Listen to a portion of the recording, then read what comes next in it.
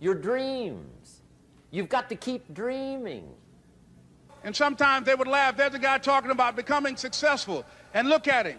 He's bathing in the bathroom upstairs on the 21st floor. He sleeps on the floor. Him and two other dreamers up there. Look at him. It was hard, ladies and gentlemen, coming to speak to people.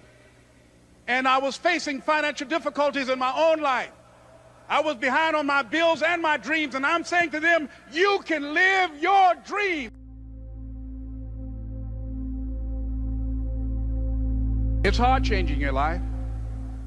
It was hard when just over 3 years ago, in the Penobscot building in Detroit, Michigan, where I was operating my business, and I fell on some hard times, and I was sleeping in my office. It was hard coming into the lobby, and the security said, excuse me, Mr. Brown, can we see you for a moment? And I said, yes, and I walked up to the counter, and he gave me an envelope. And he said, would you mind reading it here? And I opened the envelope, and the envelope was from management that said, this is an office tower. It's not a hotel. Please do not sleep in your office. And I said, excuse me, sir. I said, I just work long hours in creating my business. I'm an entrepreneur. And right now, things are bad for me. But they're not going to be this way always. And I just asked for the opportunity to continue to operate like I'm doing. I'm not trying to make this my home. And it was hard coming through the lobby. And sometimes they would laugh. There's a guy talking about becoming successful. And look at him. He's bathing in the bathroom upstairs on the 21st floor. He sleeps on the floor. Him and two other dreamers up there. Look at him. It was hard, ladies and gentlemen, coming to speak to people. And I was facing financial difficulties in my own life. I was behind on my bills and my dreams, and I'm saying to them, you can live your dream. It was hard, ladies and gentlemen. It was very difficult to pick myself up each day believing that I could do it. There were times that I doubted myself. I said, God, why is this happening to me? I'm just trying to take care of my children and my mother. I'm not trying to steal or rob from anybody. Why did this have to happen to me? It was very hard. And here's what I want to say to you. For those of you that have experienced some hardships, don't give up on your dream. No one could have convinced me by holding on, by continuing to push forward, by continuing to run toward my dream, that one day I would have my own talk show. It's a long shot, ladies and gentlemen, from Liberty City, an abandoned building on a floor, never knowing my mother or father. It's a long shot. Being here with you today in this dome in Atlanta, it's a long shot. No college training, labeled educable, mentally retarded, but I kept running toward my dream.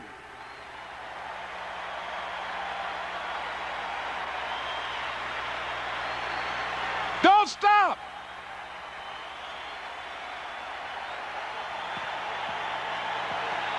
Don't stop.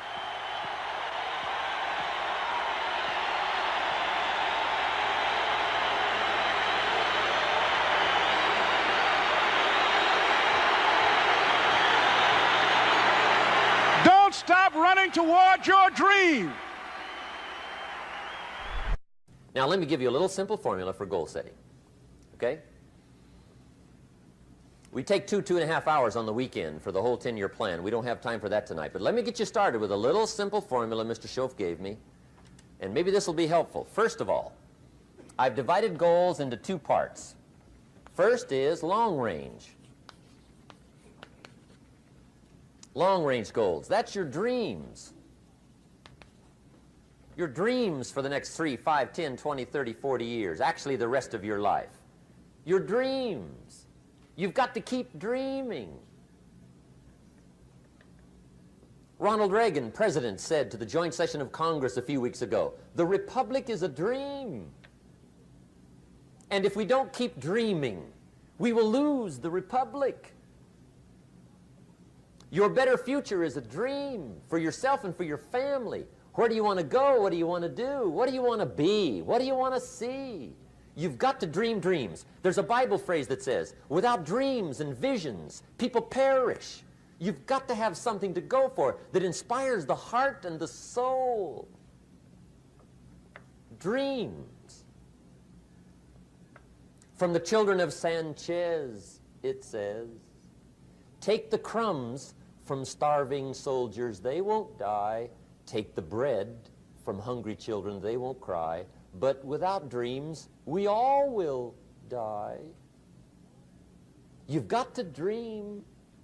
Don't lose your dreams for yourself, for your future, for your family, the dreams of love and enterprise and travel and doing things, becoming something unique on your journey here. Don't lose your dreams. Do some dreaming. That's long-range goals. You've got to have those. So that's number one. Here's the second part of goals, short range. Short-range goals. That's your goals for tomorrow, this week, this month, this year, the immediate future. We call these confidence builders. Because if you set up something short-range, go for it, get it, latch onto it, work hard, accomplish it. That starts building your strong feelings to go for your dreams. Now, I've divided goals into three categories. Here they are. Number one is economic. That's your goals for money, income, business, profits, production.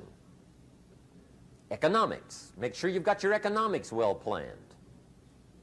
Economics plays a major role in everybody's life. Economics is major, which means it ought to be meticulously well planned for tomorrow, this week, this month, this year, long range. What if you asked somebody tomorrow if you could see their meticulously well-planned list of economic goals? What would they probably say? They'd say, you some kind of a nut? You must be weird.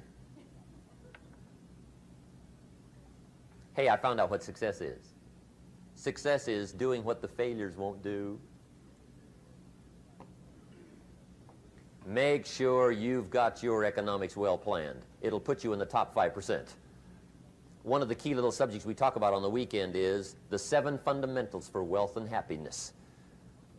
And that's one of them, well-planned economics. It's a fundamental if you want to do well. Join the top 5%. Anybody in this room can join the top 5%, if you will.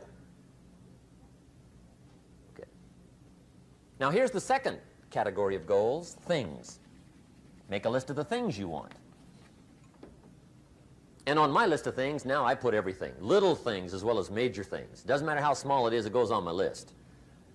I used to just put major things, cars, homes. I don't do that anymore. I now load my list with everything. Everything. And the reason is, part of the fun of having a list is checking it off. That's it. Boy, at the end of the day, if you can go, got it, got it, got it, got it, got it, got it, whatever it is, right? You get into the habit. So load up your list, the things you want. Now, when you check off something major,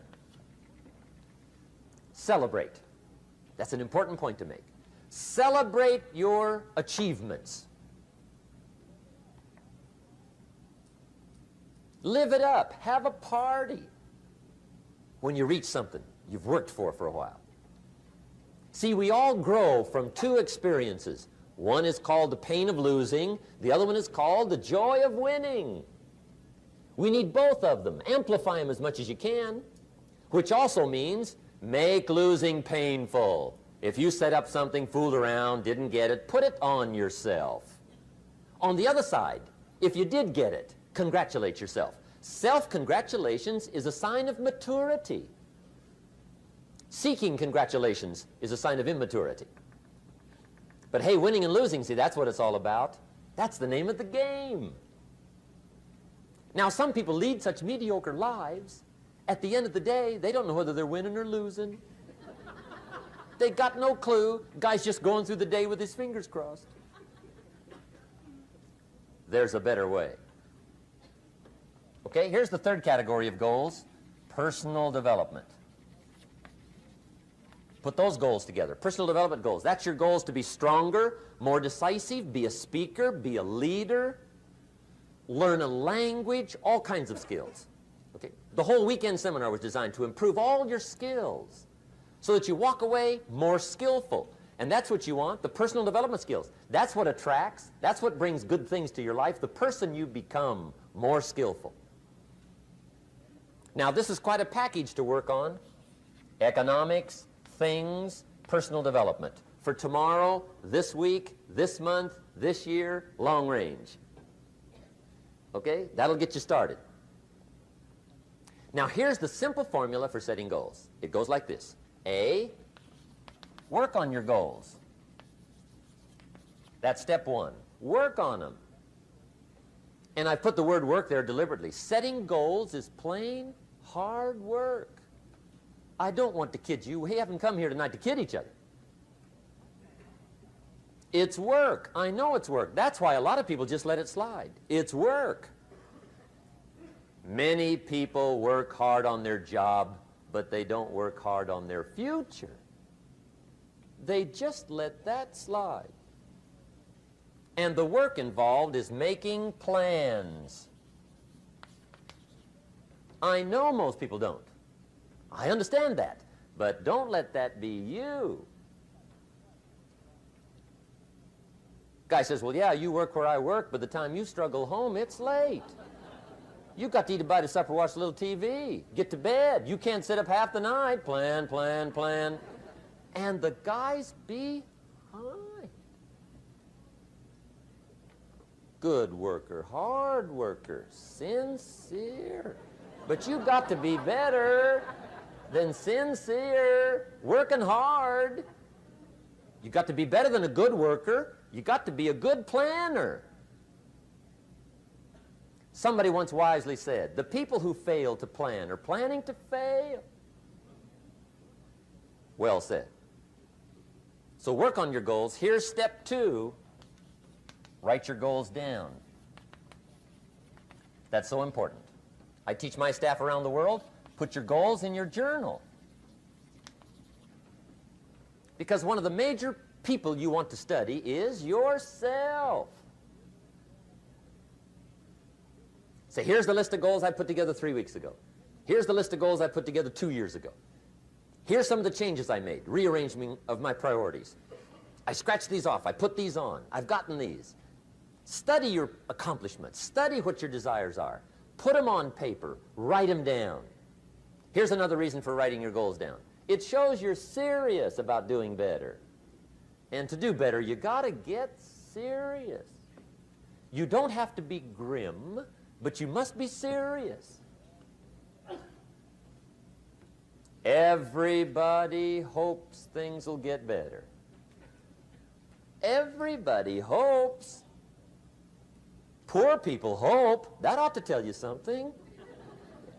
It means the future does not get better by hope. It gets better by plan. I used to have the affliction called passive hope. It's an affliction. It's bad. Probably what's even worse than that is happy hope. Now that is really bad. That's bad. Happy hope. The guy's 50 and he's broke and he's still smiling. See, that's not good. So get serious about your goals. Put them on paper. Write them down. There's all kinds. His goals, her goals, their goals. Business goals, financial independence goals, family goals. I mean, there's so many things to work on this that if you don't get busy and work on it, sure enough, the time will pass. And sure enough, 5 years from now, you'll wind up where you don't want to be, wearing what you don't want to wear, driving what you don't want to drive, being what you don't want to be. Now's the time to fix it. Now, here's the third step to your goals. Check the size of your goals and the kinds of goals. How big they are, what kind they are, affects you. And here's one of the important phrases of the evening. Your goals are affecting you, whatever they are. Your goals affect your handshake. Your goals affect your attitude, personality. Your goals affect the way you walk, the way you talk, the way you dress. All day long, we're being affected by our goals. Now, some people have goals, but they have such lousy goals. The effect is bad. I asked a guy one time, what are your goals for this month? The guy said, look, if I could just scrape up enough money to pay these lousy bills. That was his goal. I'm not saying it isn't a goal. It's a goal, but it's such a lousy goal, the effect is bad. You don't jump out of bed on Monday morning and say, oh boy, another chance to go out and scrape up the money to pay my lousy bills. See, you don't do that. Usually you say, oh, not another Monday.